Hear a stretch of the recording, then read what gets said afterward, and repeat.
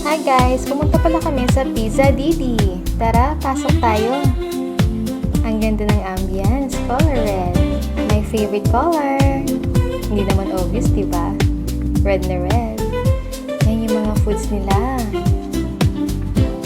Ayan, ang ganda.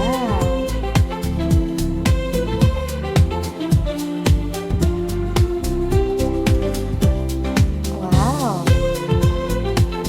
At ito rin ang kanilang mga menu. Tara, check natin.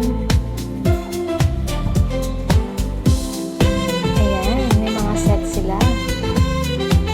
Ang family set, barkada set, lahat nandyan na.